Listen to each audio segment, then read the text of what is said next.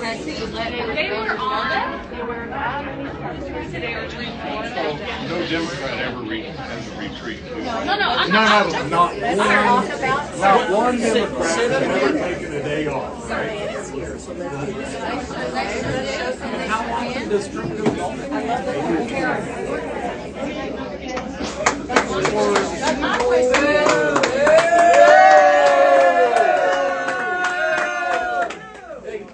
Good morning, everybody. It's 9 o'clock, starting right on time.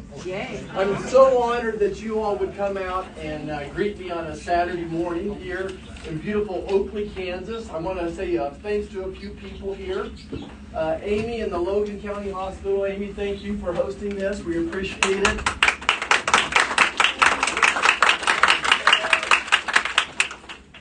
I guess they're getting ready to build a new facility here, and that's great news for Oakley, Kansas, and the community they serve.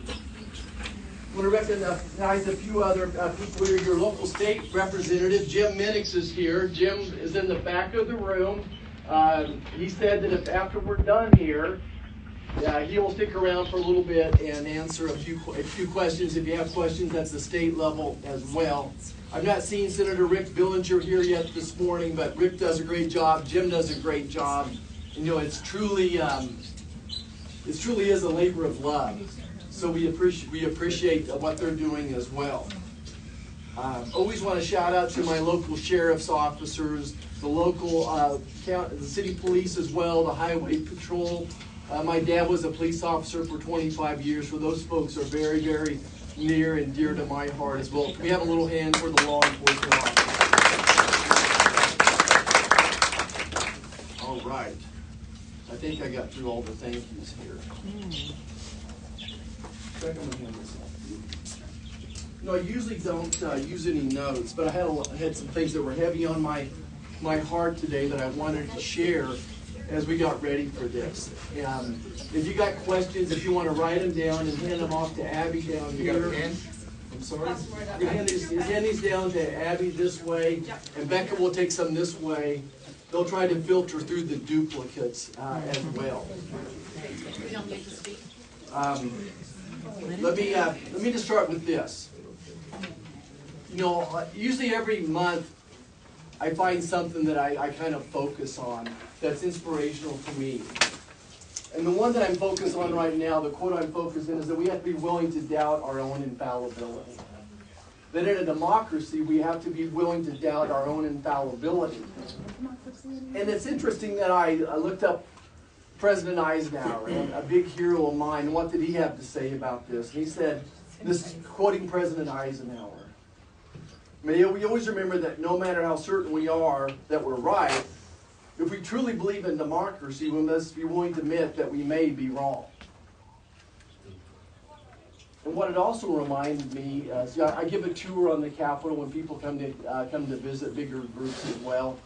And I always try to stop in front of President Eisenhower's statue and share a little bit about his history, that he was the 34th President of the United States, Corps Supreme Allied Commander, two-term president, the 34th President of the United States. And when he finished his time of service, the historian said he was the 31st best president we'd ever had.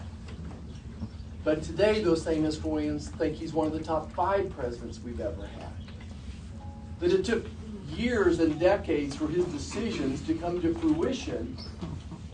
But in the world we live in today, we make a statement this morning, we make a decision this morning, and by 5 o'clock, the entire world, with our 24/7 media cycle, has decided if we're right or wrong. So it takes me back to where I started, that we have to be willing to accept our own infallibility. And I think if we have a lot of folks that have traveled a long ways to be here. This is really Oakley's town hall. I'm going to try to focus on their questions. You represent us all. We have more than Do you remember you got elected from the whole state? I'm going to say this one time. If you all keep cutting me off, if you're rude, which you're being, I'm going to leave. People from Oakley don't deserve this. Can we see a raise of hands? How many people are this is what I'm talking about right here, that if you're going to keep interrupting me, we're not going to do this, okay? You're gonna, if you have a question, you can write them down, Alright. and you can turn them in, okay? So my staff will get them all, Alright, here we go. and they're gonna go through them and get rid of They're the on both sides. the duplicates. We're gonna try to focus on some things that might be important to Oakley, Kansas. Come to Wichita anytime.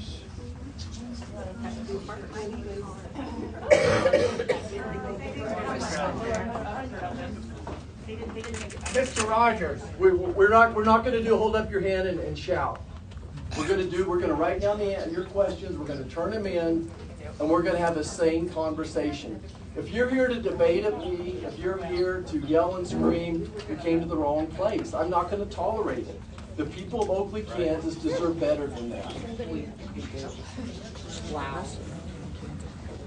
You know, I think I want to take We on, do. I want to take on the first big issue that, All Kansas deserves. can we have order or not? Or shall I just leave now? He started it. That's your choice. That's your choice. See, here we go. You want to, should we just like break up on sides and play Red Rover or something? We are I all. don't have a question, I have a comment. Okay, I don't want to hear it right now, okay? Because there's Will there 150. will there be an open session? Okay. It's up to you. I'm about done with this interrupting. Okay, I'm about done with it. All right. Thank you for your time if you do leave. You're welcome. You're very welcome. I think I want to take on the big. Can we hand you the questions? I think you can give them to my staff. I thought I made that Sure, pretty that would be clear. great. Can you answer, did Russia invade Ukraine? Yeah. Can you answer that for me, sir? You know, I want to take on the biggest issue I think of the day. The Yeah, our Constitution. We would like to. Shut up. We would like to hear from Sam. Let him answer. Okay, answer the question, sir. I want to take on the biggest issue of what I think of the last 24 hours. And again, I wrote down some notes because I wanted to share this from my heart and make sure that I get it right. First of all, I have a deep amount of compassion and empathy for the people of Ukraine. It's those birds that are making the noise. You can put your hand down, I'm not going to call on you. I have a deep amount of compassion and empathy for the people of Ukraine. They've been fighting this war with Russia for now almost 1,700 years. They fought bravely. I want to define Vladimir Putin. Look, I despise Vladimir Putin. He's a bloodthirsty war criminal.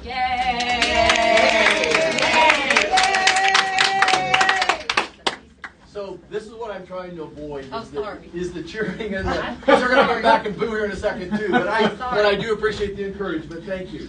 Look, he's a thug. He's a criminal. He's a murderer. He should be tried at The Hague, and whatever they decide should happen to him. Okay, I have no use for Vladimir Putin. I have compassion for the people of Russia. I'm sure there's lots of good people there in Russia as well. The next thing I would say is that Europe's had 3 years now to step up. This is, in my humble opinion, and there'll be people who disagree if I understand this, but this is Europe's war. Happy to help. Happy to help. We have 105,000 American soldiers in Europe right now. One of them was my own son and enlisted in the Army. I was there for a year as well. Thank God he's back safe. But in my humble opinion, Europe's had 3 years to step up and take this on. Russia has an economy the size of Italy. Europe has an economy multiple times bigger than Russia, and they have to be able to defend themselves. There's been at least 1 million casualties in this war so far, maybe 1 million deaths. How many of y'all grew up in the Vietnam War era or served in Vietnam? I mean, I just remember driving by the cemetery on my way to my grandparents' farm and seeing flag-draped coffins of young men that were playing high school football last year. And I said if I ever had a chance to stop endless wars, I would do that. So that's where my heart is coming from, is I don't want, especially in America, I don't want anyone to be out here dying. Millions of people died. This war has gotten nowhere. It's stuck. It is absolutely stuck. As I said, it would have been 3 years ago. I said that if we didn't give Ukraine what they needed before this happened, and I begged the Biden administration to give them the tools that they needed before it happened, when it happened. I begged them to put on maximum sanctions on Russia, and they never did. I'm reminded of what Eisenhower said about war. Ike said that I hate war as only a soldier who's lived it can, with all its brutality and futility. That I don't want war. At the end of the day, I think we should say focus on the goals. We may disagree how to get there, oftentimes, but as long as we agree on the same goals, I'm willing to have that conversation. My goal, I believe President Trump's goal, is to have peace in this situation and avoid World War III. This really could have already turned into World War III or some type of a nuclear holocaust. In my opinion, Ukraine's been for 3 years has been a bottomless pit. We've spent at least $175 billion there, maybe more. And it just feels like we're throwing good money after bad money. I want there to be a peace agreement. I want it to be done sooner than later. I know I was not surprised at all to see the blow up yesterday. I was not surprised at all, based upon what the undercurrents were. There are ways to have avoided that event, but Mr. Zelensky insisted on coming to the White House to sign this agreement. And then, You don't like it. You're not right. again, this is so interesting that we all have a set of facts that we believe are right. We all have a set of truths that we believe are right. But I go back to this infallibility thing.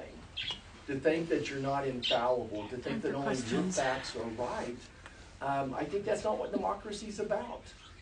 I bet that 95% of the people in this room, let me back up. I know that based upon polling, 70% of Americans want there to be a swift peace to this situation, a swift peace. And I think that that's President Trump's goal as well. And I'm just going to, for those of you that want to keep warring over in Europe, I hope that you're willing to send your own son or daughter or yourself to go over there and fight. But personally, I think we've done enough there. We're willing to we're willing to support them, but I think basically we've done enough. Questions? There's the correcting on farming. Yeah, well, we need correcting to you do. on budget president and Medicaid. So, Okay. and then agency shutdown, things like that. Well, we'll just kind of give you 3 or 4 packs of them, and Yeah. So this one here. Come on. Agriculture. You want to start with that? Local farming. Test USAID effects on farmers. Okay. And then some farm bill one. So, Okay. and things there. all right, so let's do some agriculture ones, okay?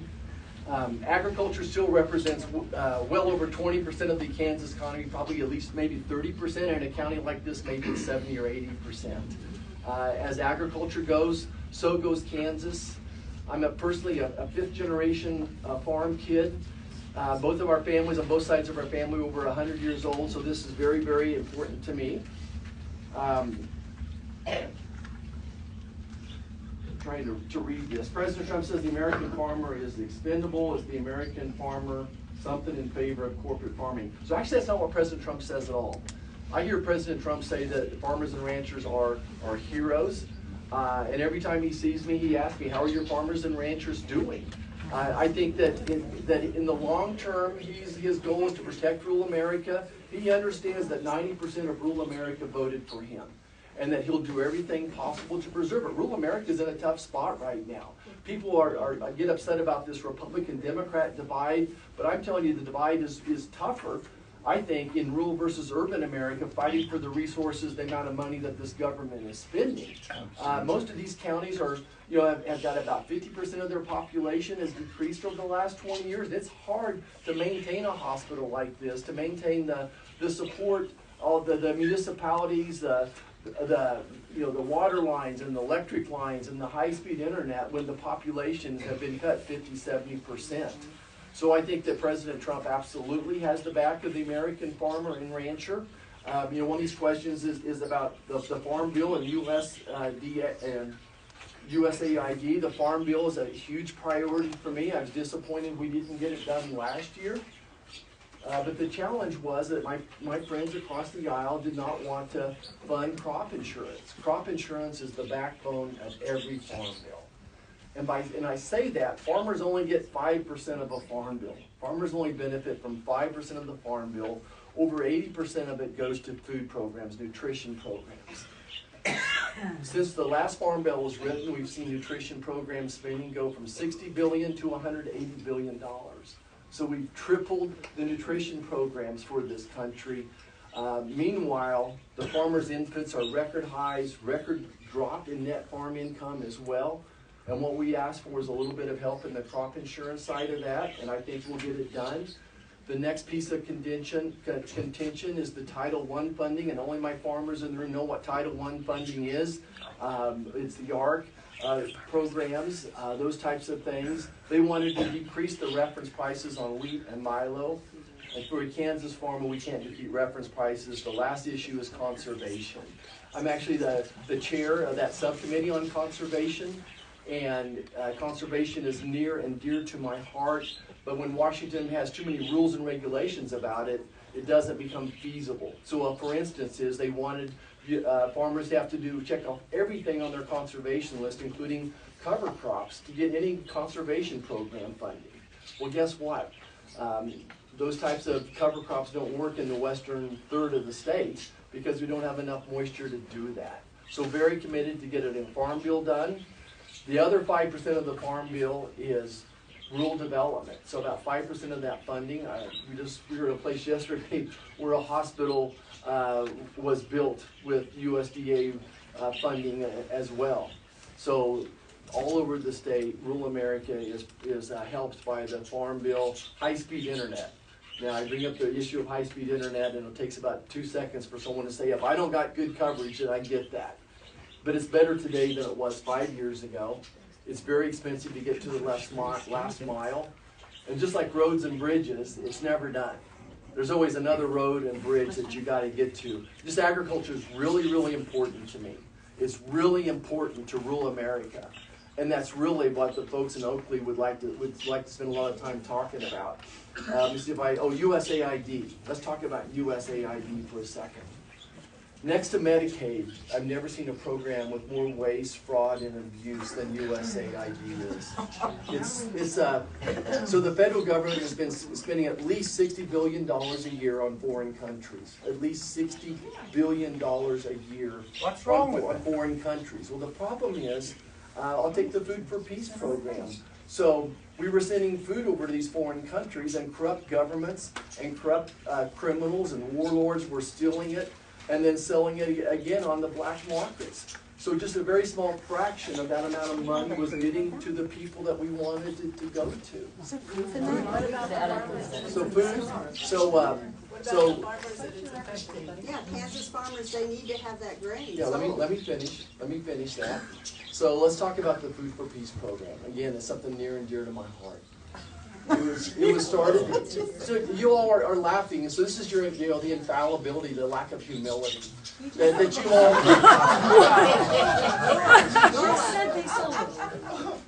So the Food for Peace program is something near and dear to my heart. It was started up in St. Francis, Kansas in the 1950s by a farmer who said, look, I was blessed with this great crop, I'd like to share it with people that are in need. And President Eisenhower was in office. He implements the program, and it was a great program, but it's now been corrupted. So what we're doing is actually just bringing it over to USDA. So the USDA is already doing programs like the Dole McGovern food program, which is really a school lunch plan for people overseas as well. I think the USDA is more locked in on those particular issues. On doing the food programs, they'll do a better job. I think that the farmer, the rancher that grew that food deserves that it goes to the end point, to the people that need it the most. So we're not going to throw the baby out with the bathwater. We're going to do our best to make sure that food gets to the people we need, but not in the hands of criminals and corrupt governments. Does Congress decide that, or Elon Musk?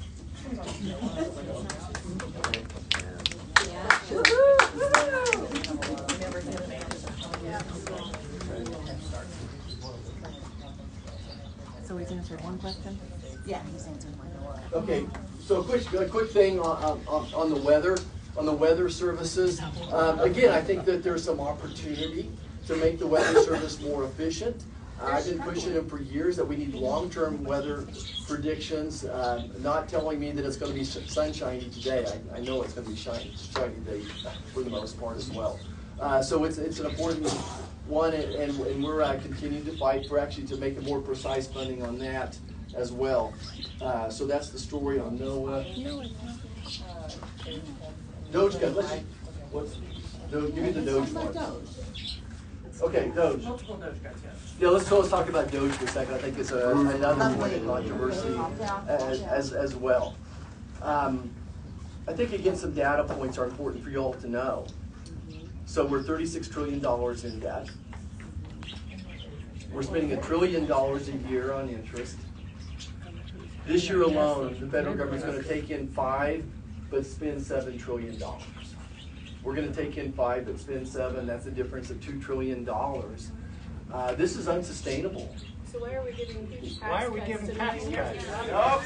Who decides? Billionaires don't need that. I'll pay my taxes. Doesn't make sense. He's just shutting off funding without Congress. Isn't that your power? Power of the purse? So those are some starting points I would talk to you about as well.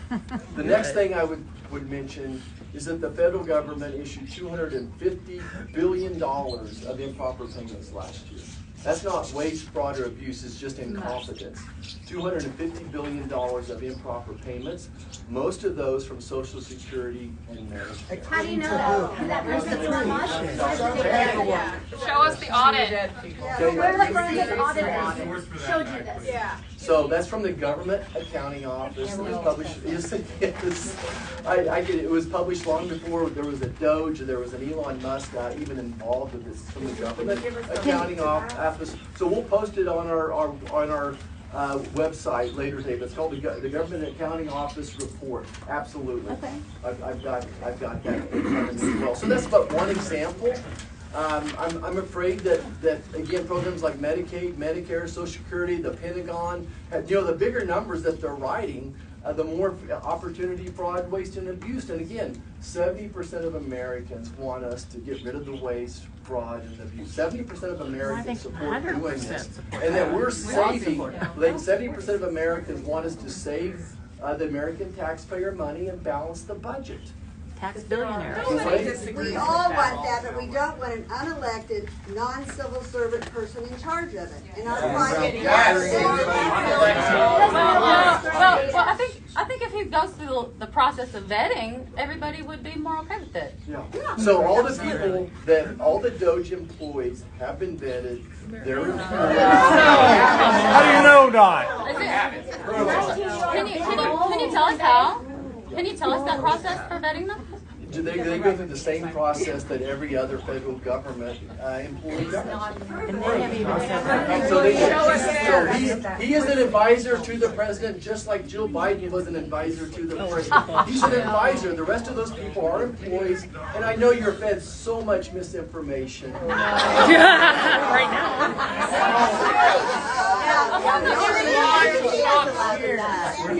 Right now.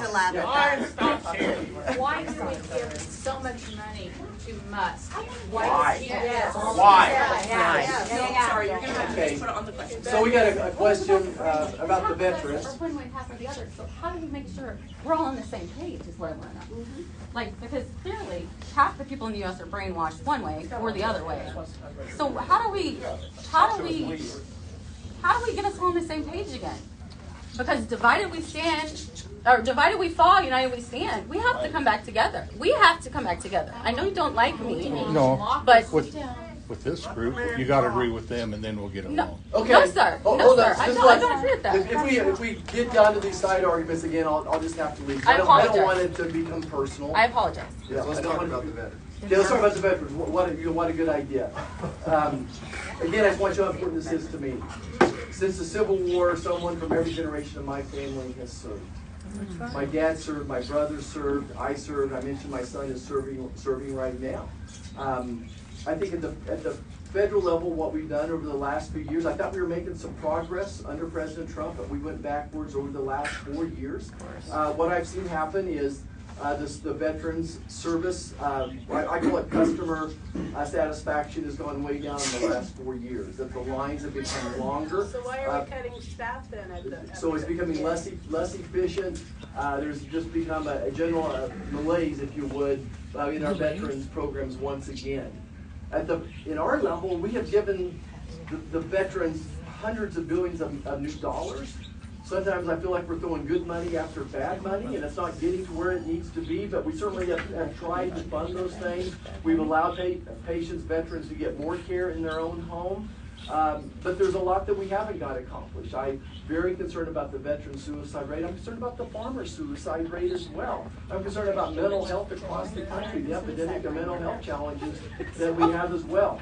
But we're continuing to do the best we can to support them. I have one person, his entire life is service for veterans that works for me, that has helped hundreds of veterans straighten out their benefits, get them to the appointments that they needed to get as well. It's far from perfect. I do think under this administration we'll go back in the right direction.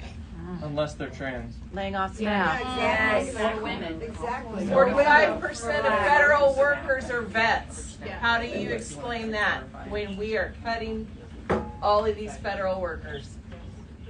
Will you be quiet? That's a good I will not question.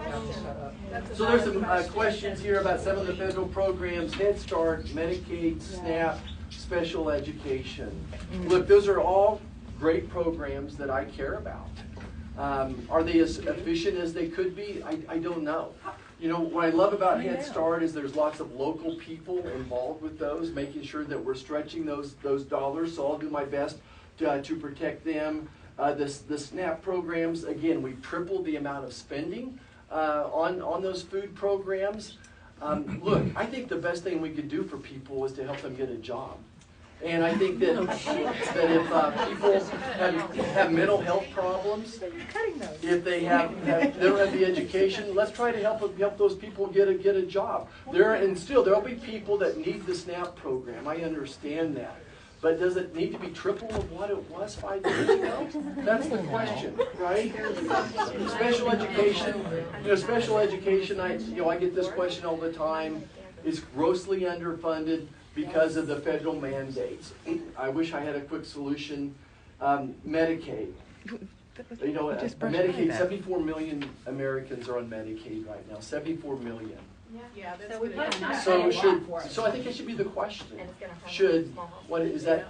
25%? It's not quite 25% of Americans. Should 25% of Americans be getting free health care? Yes. Yes. 100% should get free health care. We should take care of our own. So, I think this is what I hear though, is that I hear that healthcare costs are way too high. So I hear that. So what I hear is, when try to give you an example. In this emergency room today, if 10 patients go in there, the 3 or 4 people with private pay insurance are basically paying the tote for everybody that goes in there. And that's one of the reasons that private insurance is so up.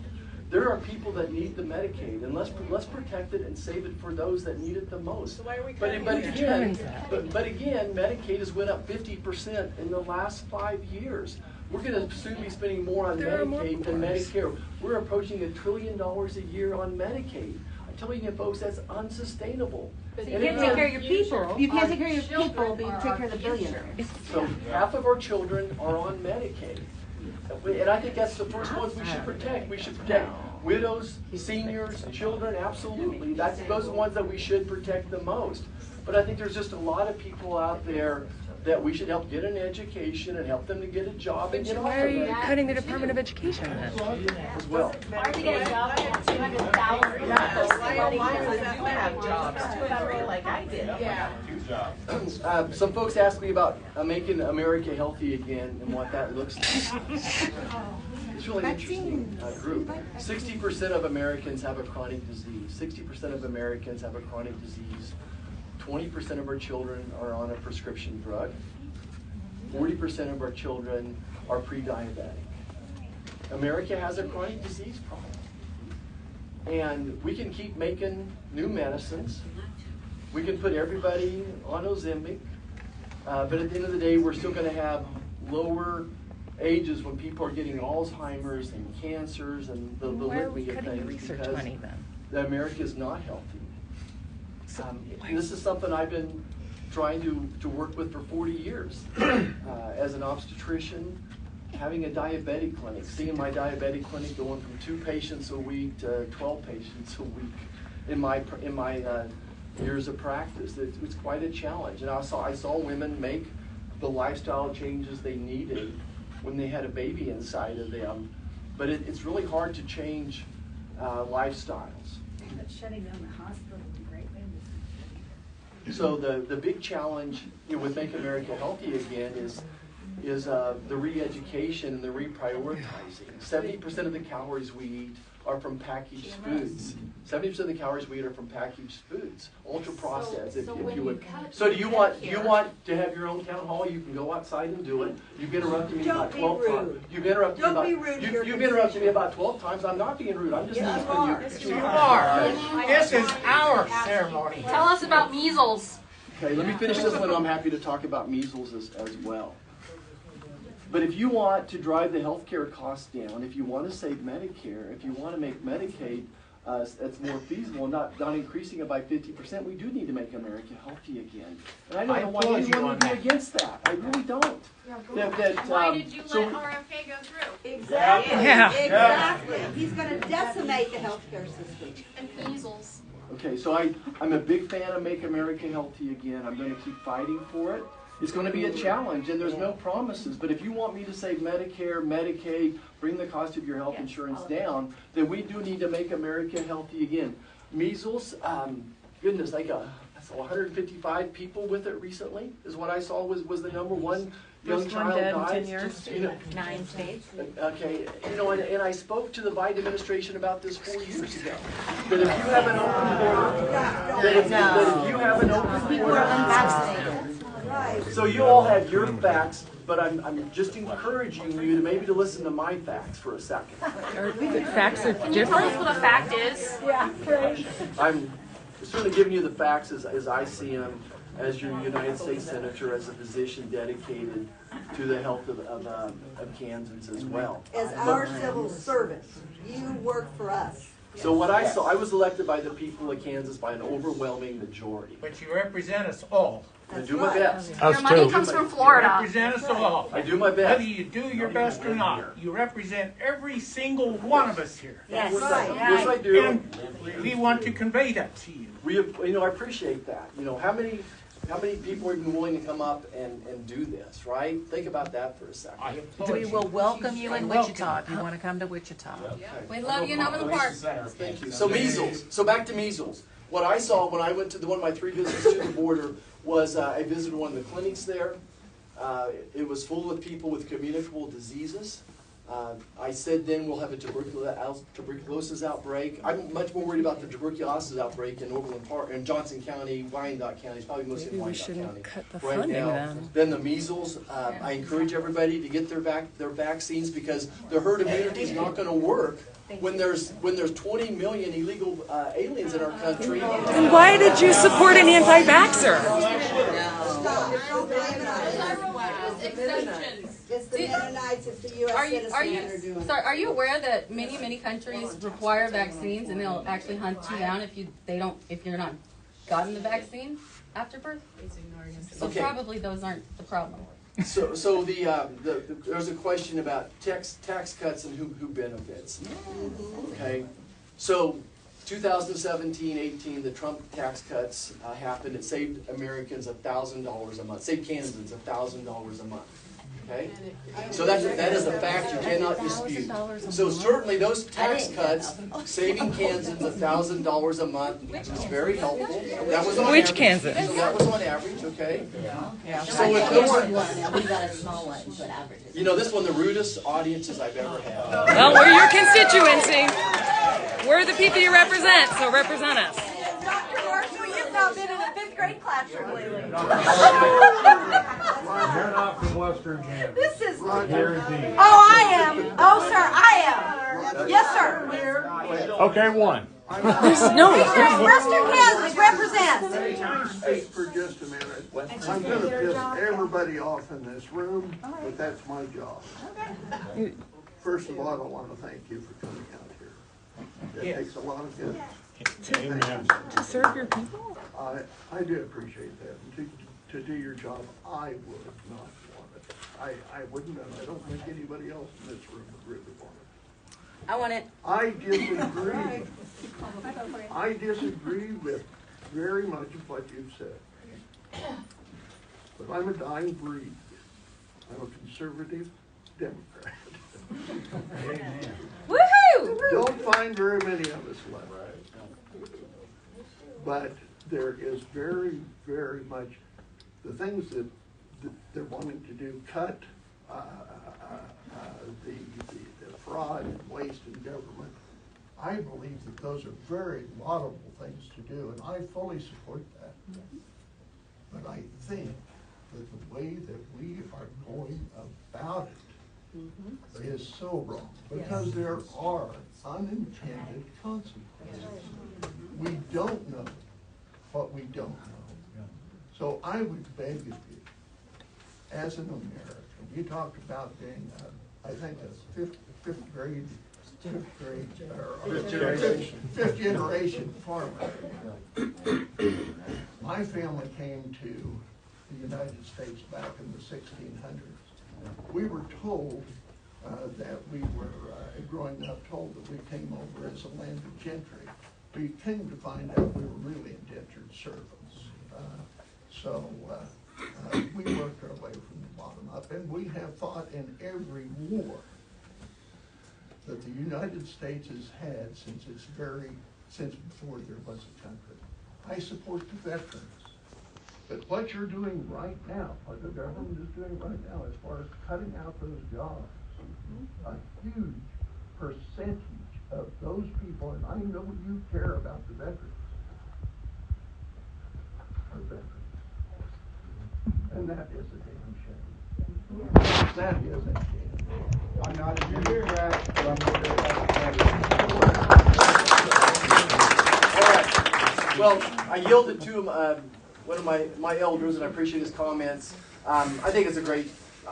We don't have time for everyone to stand up. I do got 2 more commitments today. Appreciate everybody making the drive out, and God bless America. Thank you. Oh, wait. 2 more minutes. Hour. Go.